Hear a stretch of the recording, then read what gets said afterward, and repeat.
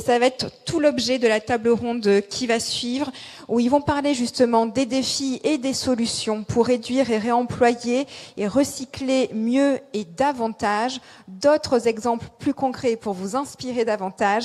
J'ai le plaisir d'accueillir Stéphane Crène, responsable innovation de GS en France, qui va guider cet échange, qui va beaucoup vous inspirer.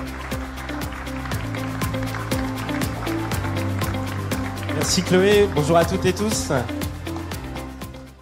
Alors, une table ronde. Moi, je suis Stéphane Crène, j'ai le plaisir de travailler chez GS1. Chez GS1, on a un métier très particulier, qui est passionnant, qui est celui d'orchestrer la collaboration pour essayer effectivement de définir des solutions communes. On produit des standards et on a créé, il y a une initiative il y a 1 an, presque jour pour jour aujourd'hui, qui vise à travailler collectivement pour faire émerger les standards qui vont permettre de réduire l'impact environnemental des emballages. Donc on a pas mal de fer au feu, on a pas mal d'activités sur les 3 catégories d'actions, vous savez, les fameux 3 R, réduire, réemployer et recycler. Et j'ai le plaisir de donner la parole à mes 3 invités. Anna Fernandez-Rodriguez, qui est directrice des dispositifs de réemploi pour Citeo. Jean Hénin, qui est PDG de Pellenc ST. Et enfin, Sergio Barbarino, qui est directeur chez Procter & Gamble, en charge de recherche et d'innovation.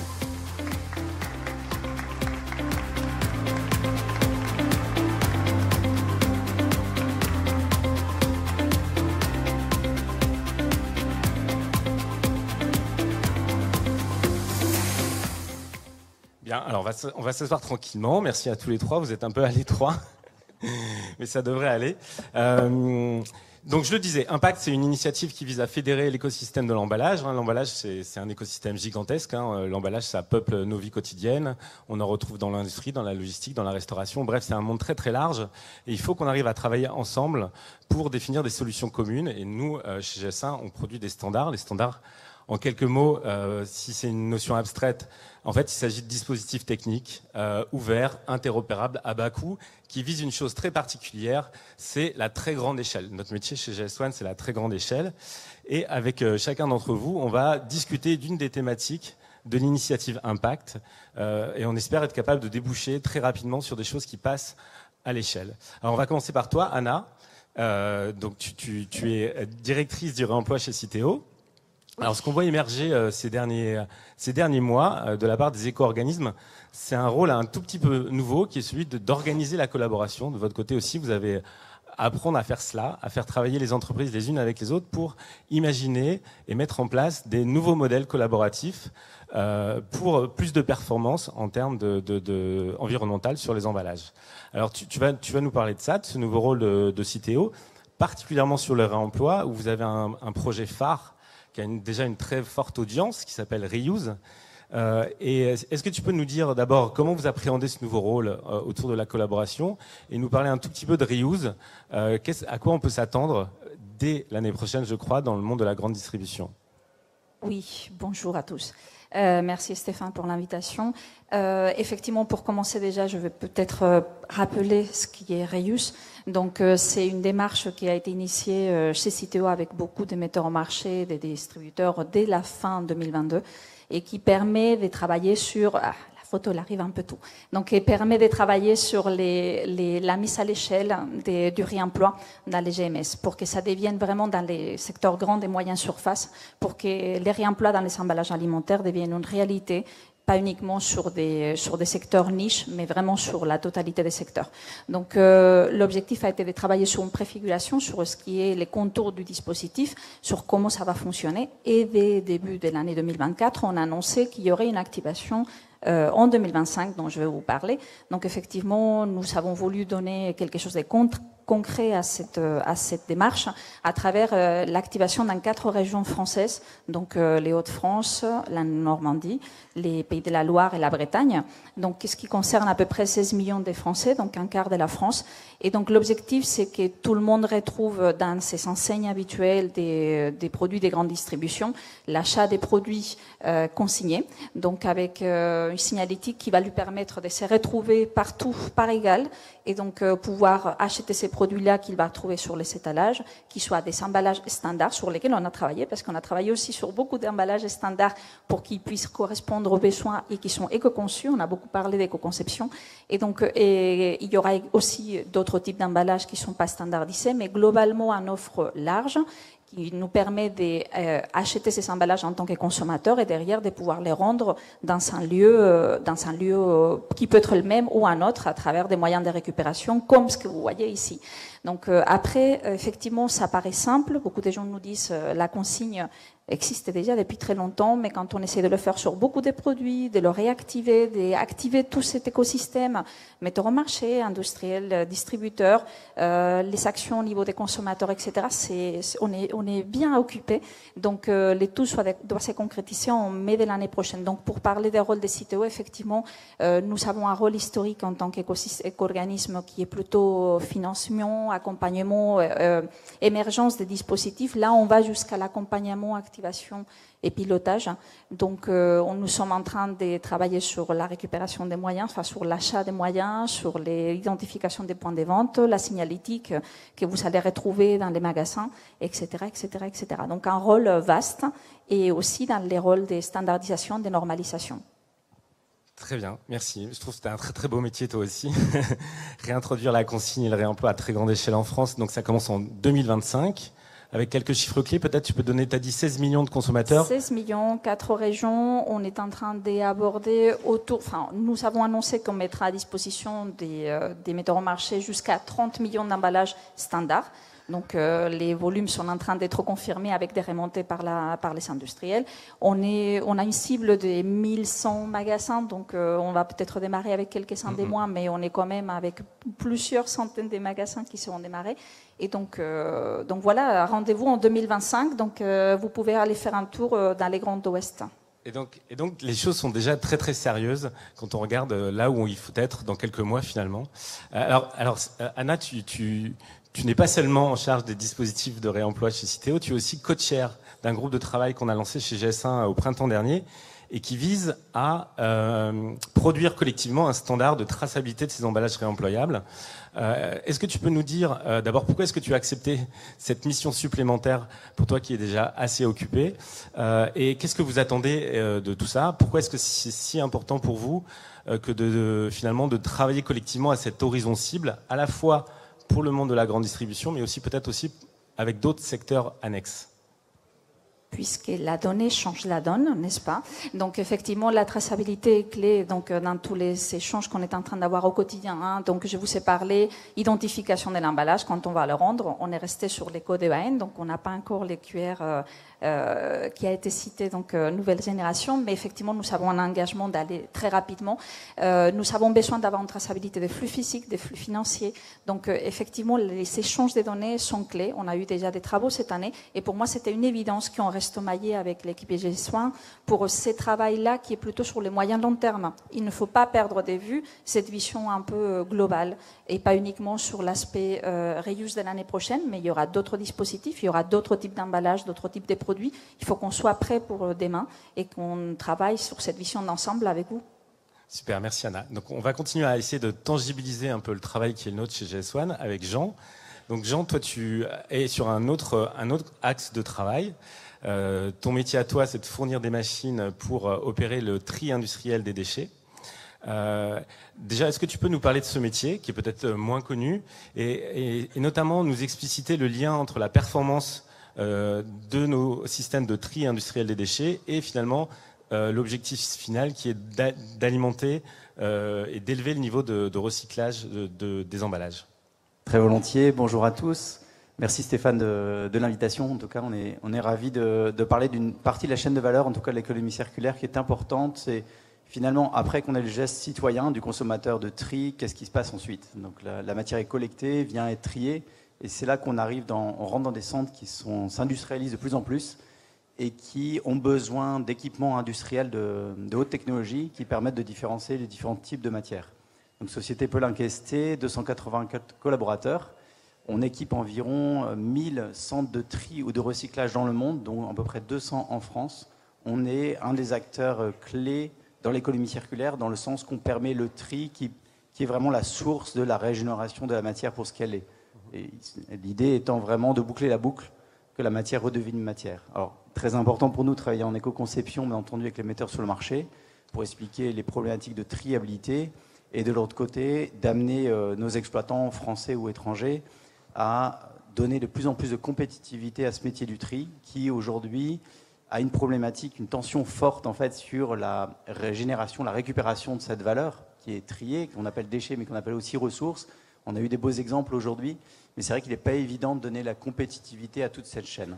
Donc on fabrique nos propres machines, nos propres matières. On a eu des bons exemples aussi de cette fierté française de l'industrie, d'être capable de développer aussi bien des technologies de détection, mais aussi finalement des machines industrielles dont aussi le TCO, c'est-à-dire l'empreinte carbone, doit être la plus basse possible, finalement, pour donner une vraie valorisation, une création de valeur sur cette chaîne entière. Donc on travaille alors depuis longtemps dans l'emballage. On a parlé à la naissance d'Eco-Emballage. Quand Eco-Emballage est né, il a collecté, mis en place des systèmes de traitement. Et c'est là que Pelin Questé est venu apporter cette technologie de tri. Il faut imaginer qu'on peut trier plusieurs tonnes à l'heure de façon très précise. On va jusqu'à parfois même au part per million. Donc on est vraiment dans le domaine industriel et essayer d'enlever le maximum d'impuretés. Donc on le fait sur les emballages. On commence à travailler sur le textile, qui est quelque chose quand même très révolutionnaire dans le métier. Vous savez que c'est aujourd'hui un grand désastre écologique, le traitement du textile. Donc on vient aussi amener quelque part cette solution tri qui ne suffit pas. Donc c'est là qu'il faut travailler avec l'ensemble des acteurs. On travaille bien sûr aussi, on a parlé du secteur aéronautique, industriel. Donc à partir du moment où il y a une massification de la matière, un traitement de la matière, et aussi un tri qui permet de régénérer la matière. Donc ça, c'est un beau travail qui vient compléter, bien entendu, la réutilisation et puis avant tout réduire aussi, bien entendu, l'impact des ressources. D'accord. Alors, évidemment, tu es sur un métier où on utilise des technologies assez bluffantes déjà depuis un certain nombre d'années, mais on atteint aujourd'hui une forme d'asymptote en termes de performance et on aimerait évidemment aller plus loin et améliorer ce fameux taux de recyclage des emballages et notamment des emballages plastiques souples sur lesquels on est tous d'accord pour dire qu'on a une marge de progression très sensible. Est-ce que tu peux nous parler d'abord des technologies telles qu'elles sont utilisées aujourd'hui, peut-être de leurs limites intrinsèques? Et je crois qu'on a des bonnes raisons de se montrer optimiste quant à la capacité collective qu'on aura à dépasser les limites qu'on connaît aujourd'hui. Il existe plusieurs scénarios sur la table.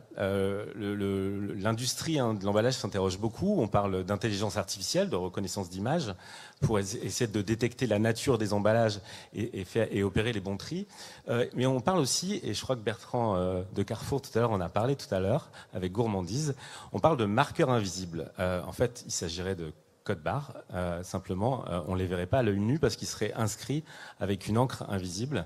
Est-ce que tu peux d'abord nous parler de ces scénarios, peut-être ceux qui auraient ta préférence, et nous dire si, par rapport à cette évolution technologique et le passage à l'échelle de ces technologies, est-ce que la préoccupation sur l'ouverture de ces technologies, leur interopérabilité, c'est quelque chose qui compte? Beaucoup de questions passionnantes. On pourrait rester ici toute la soirée. Déjà, notre capteur, c'est un capteur proche infrarouge. Dans le domaine du proche infrarouge, on vient capter un maximum d'informations qui sont contenues à l'échelle moléculaire, que ce soit dans les fibreux, le papier carton, aussi bien dans les plastiques. Donc on vient capter ces informations, on vient détecter, donc on en a parlé aujourd'hui, polypropylène, polyéthylène, c'est vraiment cette détection proche infrarouge qui est déjà arrivée couplée à un bon traitement algorithmique, que ce soit par machine learning, par apprentissage ou en mode déterministique, on arrive à catégoriser, à classifier ces différents éléments pour amener un tri. Donc ça fait déjà une partie du travail, mais on ne fait pas le travail, il faut être très humble dans le tri parce qu'on vise le 100%. Et je pense que l'entièreté de l'industrie, y compris le consommateur, attend en effet qu'on apporte des solutions industrielles. Et ça, je pense que c'est important, c'est quelque chose comme en tant qu'industriel, on veut justement prolonger les gestes de tri. Et aujourd'hui, ces technologies ne sont pas suffisantes parce qu'elles répondent finalement à la question quelle est la matière, mais pas forcément l'attribut. Est-ce que quelque part ce contenant a contenu un contact alimentaire, a été développé pour un contact alimentaire, était plus pour un détergent, était plus pour un autre usage? Ces usages sont intéressants dans l'économie circulaire parce que permettent vraiment de boucler la boucle et de garder une certaine valeur finalement à l'objet. Alors, très récemment, on a fait l'expérience. Alors, la petite anecdote, qu'on a essayé pour la première fois les marqueurs invisibles, qu'on appelait chez nous à l'époque les watermarks. on a dit, j'étais avec mon directeur scientifique, on a dit mince, ça marche trop bien. On s'est dit là, on va pouvoir mettre la clé sous la porte dans 1 ou 2 ans, parce que c'est vrai que ces marqueurs sont absolument fantastiques. On a les étoiles dans les yeux, quand on a vu ça, on a dit, on a un nombre d'attributs, un nombre d'informations qu'on n'a jamais eu. Il faut savoir que le code barre, quand c'est un déchet, je pense que tout le monde a compris qu'on pouvait oublier. Il suffit de voir quelques photos de centre de tri, il n'y reste plus que la signature matière. Et donc, le fait de pouvoir augmenter finalement ce signal qu'on a matière avec d'autres attributs donne une puissance très forte en termes de traçabilité. Je pense que c'est un des sujets dont on a pas beaucoup parlé aujourd'hui et qu'on en parlait aussi avec Emmanuel Ledoux juste avant. Un des gros problèmes qu'on a dans l'économie circulaire, c'est l'absence de traçabilité. Qui aussi, cette absence de traçabilité donne aussi une rupture de confiance à différents échelons entre industriels. Il faut savoir comment on ne sait pas où ça va, on ne sait pas ce qui se passe, quelque part. On a un petit peu peur de ce qui peut se passer, on peut imaginer beaucoup. Et donc c'est là que ce marqueur-là vient, via nos détecteurs, augmenter quelque part ce passeport numérique, on en a parlé, donc plus pour le retail, mais dans le monde du recyclage, c'est vraiment impressionnant. Donc il y a toute une histoire à encore raconter, mais c'est vrai que ça vient dépasser aujourd'hui le dispositif actuel, donc on est très fiers de travailler. Et c'est vrai qu'on voit GS1, parce qu'on a aussi quelque chose où on est très très sensible dans l'échelle de l'économie circulaire, c'est la gouvernance des données. On parle beaucoup d'intelligence artificielle, on parle beaucoup de données. Nous, on met en place des capteurs, les données, soit à nos clients, les exploitants ou les collectivités. Par ailleurs, c'est aussi quelque part le consommateur ou aussi le citoyen qui paye pour ça. Et donc, on avait besoin de GS1. Pour moi, c'était une évidence. Quand on a vu ces fabricants de technologie arriver, on dit qu'il faut absolument qu'on trouve une organisation d'intérêt général qui vienne s'emparer de la problématique des données, à savoir qu'on vient augmenter, mais il faut que l'usage, quelque part, soit aussi administré, comme vous l'avez très bien fait avec le code barre. Donc c'est là qu'en se rencontrant, on a vu que la solution, en tout cas, était viable. Donc on est dans cette aventure, c'est tout nouveau, c'est quelque chose volontiers pour en parler dans les prochaines années. Mais en tout cas, c'est remarquable ce que ça peut apporter aujourd'hui dans l'économie circulaire. Merci beaucoup, Jean. C'était très clair. Là, vous voyez à l'image, c'est des codes barres GS1 comme on les a jamais vus. En fait, on les verrait pas si l'image n'était pas stylisée comme elle l'est aujourd'hui. Merci beaucoup, Jean.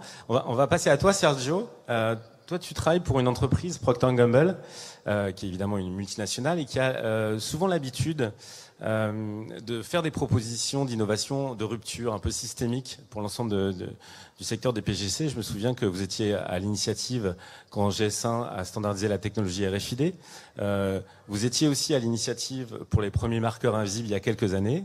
Et là, tu viens nous voir avec une boîte qui a 3 dimensions au plan physique, mais qui a beaucoup de dimensions en matière d'impact économique et environnemental en ce qui concerne le monde de la logistique et le monde des emballages.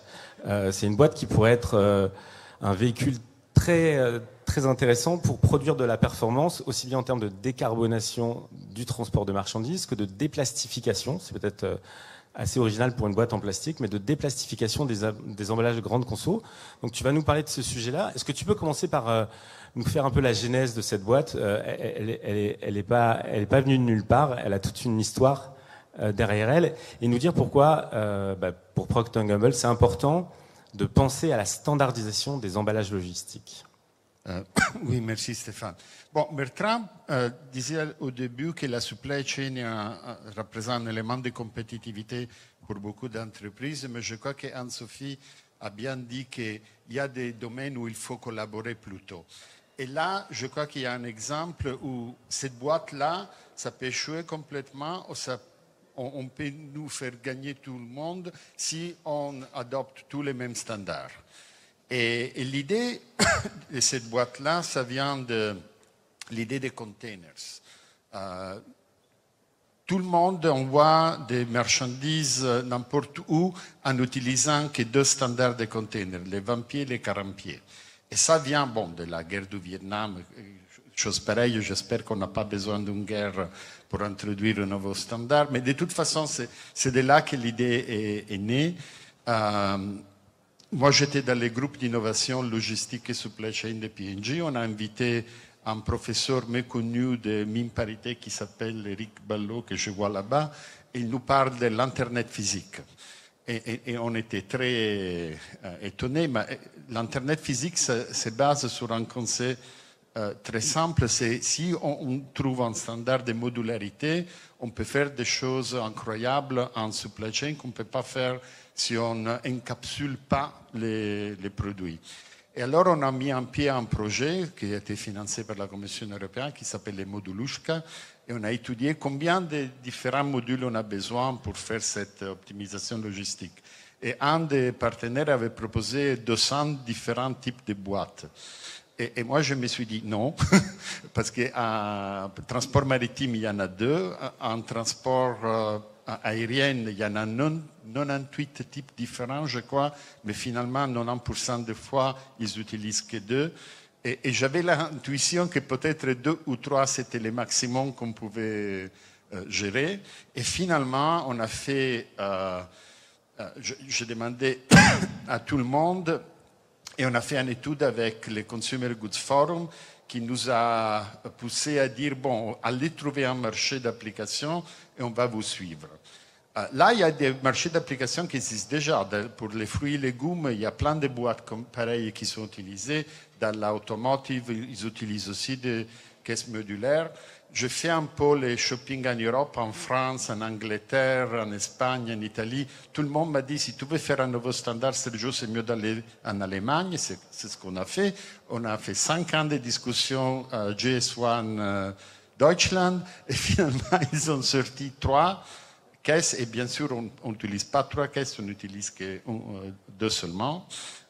Et la 3e, elle est toujours en discussion, on va voir ce que ça va donner. Mais de toute façon, on utilise déjà dans les marchés cette caisse-là et nous, on met dedans les produits de Gillette. Et je ne sais pas si vous vous rappelez, mais les produits de Gillette, une fois, ils étaient emballés en capsule en plastique. Et maintenant, finalement, on a pu passer sur les cartons. Et si vous vivez ici en France, vous pouvez peut-être reconnaissez ça. Ariel aussi, on a passé en carton. Et là, c'est vraiment le changement du paradigme. Ce n'est pas vraiment la caisse qui est important, mais le fait qu'une fois que tu fais la caisse prend le poids, tu peux changer la matière. Et changer la matière des emballages. Et dans ces cas-là, la matière plastique qui est horrible si on utilise seulement pour 20 minutes et après on jette, comme disait, je ne me rappelle pas ton nom, la PDG de Bini, Alice de Bini. Mais cette caisse-là, ça peut durer 10 ans. Et à la fin de sa vie, on peut la regranuler et recycler en nouvelle caisse. Ça veut dire que c'est vraiment circulaire. Et en plus, dès que c'est B2B, c'est beaucoup plus simple à gérer qu'un B2C. Et bien sûr, les cartons, c'est beaucoup mieux pour le donner aux consommateurs, surtout parce que le carton, il est bien recyclé déjà. Et il y a l'aluminium qu'en Europe, on fait un très bon recyclage. Ça serait une excellente matière pour mettre en recyclage aussi. Et même pour un système de reuse comme Bini, on peut faire de l'aluminium qui, à la fin de sa vie, ça peut être presque 100% recyclé. Il faut vraiment changer la donne, changer l'utilisation de la matière et reconnaître que le plastique, c'est pas mauvais, c'était mauvaisement utilisé, mais on peut changer et utiliser chaque matière dans ce qu'il donne de mieux, et après on a résolu notre problème de packaging. C'est pas aussi simple que ça, bien sûr, on a besoin de beaucoup de triage, mais plus ou moins c'est ça l'histoire. Ok, alors on résume. Les produits qui vont être contenus à l'intérieur, parce qu'ils n'auront plus à supporter le poids des produits au-dessus de leur tête dans la palette, on va pouvoir largement diminuer le grammage des emballages et dans un certain nombre de cas passer d'ailleurs d'emballages plastiques à des emballages carton comme les exemples que tu montres. Et le deuxième effet qui se coule, c'est le champ d'opportunités que ça ouvre en matière de logistique pour la mutualisation des flux et pour la mécanisation et l'automatisation. Oui, tu peux mettre n'importe quel produit l'un sur l'autre jusqu'au toit des camions. Donc, le taux de remplissage des camions en Europe, c'est autour de 60%. C'est pas beaucoup. On pourrait remplir les camions beaucoup mieux. Même si la caisse elle-même, ça fait 2,5 kg. Une fois qu'elle est... on fait le scale-up qu'il faut, on peut démontrer qu'on aura besoin beaucoup moins de camions pour la même masse de produits à distribuer. Alors, tu sais qu'en France, on est sur le point de créer une nouvelle REP pour les emballages industriels et commerciaux, évidemment comprenant les emballages logistiques qui sont la grande masse de ces emballages professionnels. La Smartbox tourne en Allemagne aujourd'hui. Évidemment, notre boulot, ça va être de convaincre un certain nombre d'acteurs en France de tirer le fil de ce qui se passe en Allemagne et d'introduire la Smartbox sur le marché français, pour toutes les raisons que tu as évoquées. Est-ce que tu peux nous sortir 2-3 chiffres qui proviennent du retour d'expérience de Procter & Gamble en Allemagne pour donner envie à tout le monde ici? Oui, il y a un gagne, ça dépend des systèmes d'automation, mais un gagne financier dans la manipulation des produits, surtout si on a déjà des entrepôts mécanisés pour gérer les boîtes. Après, tu as 30% des émissions carbone en moins de la supply chain entière. Et bien sûr, pour exemple, en home care, en P&G, 40% en poids des emballages, c'est les emballages secondaires, les emballages en carton. Si on utilise un système comme ça, on réduit à presque zéro le gaspillage en emballage dans ces catégories-là, 40% du total. Bon, super. Sans mettre hors marché les gens qui font les cartons, parce qu'on va l'utiliser pour les primary packs. Merci Sergio. On est presque dans les temps, à 1 ou 2 minutes près, donc je vais vous proposer un mot de conclusion chacun. Dites-nous, à tour de rôle, qu'est-ce qui va mobiliser sur vos sujets respectifs vos énergies là, dans les prochains mois, sur quoi vous travaillez? Allez Jean, allez, on commence par toi. Notre sujet aujourd'hui comme fabricant de technologie, c'est trouver la bonne technologie, on appelle ça la right tech, la bonne technologie qui adresse le bon cas d'usage pour l'économie circulaire aujourd'hui, mais aussi de demain. On parlait énormément de révolution aujourd'hui, donc c'est vraiment amener le bon niveau de technologie pour le bon cas d'usage. Super. Anna? En quelques mots, donc, comme vous avez compris, nous avons un grand challenge concernant les déploiements opérationnels de cette activation régionale. Donc, je ne vous raconte pas notre quotidien avec toutes les nominations, toutes les auditions et tous les lancements des machines qu'on doit faire. Et il y a d'autres dispositifs qui sont en cours d'analyse et d'études, donc vous pourrez savoir très prochainement. Et en parallèle, nous allons travailler ensemble, n'est-ce pas Stéphane? Voilà. L'idée en 2025, c'est d'aboutir sur un standard de marquage des emballages réemployables. Alors, est-ce que ce sera du QR code? Est-ce que ce sera autre chose? Ça, il est trop tôt pour vous le dire. Sergio? Moi, je voudrais bien introduire ça dehors de l'Allemagne, trouver un système pour faire les poolings, comme on fait les poolings des palettes, il faut faire un pooling des caisses aussi, qui puisse sortir des confins du marché allemand. On avait les mêmes problèmes il y a 20 ans, parce que les palettes, ils n'étaient pas poolés au niveau européen. On a réussi, avec CHEP à l'époque, à faire un pool européen des palettes. On voudrait bien faire un pool européen de cette caisse-là. Voilà. Et on lance un consortium européen. C'est ça, dans quelques mois peut-être, avec des acteurs de toute l'Europe et des Français. Si la Commission nous aide. Si tout va bien. Merci beaucoup.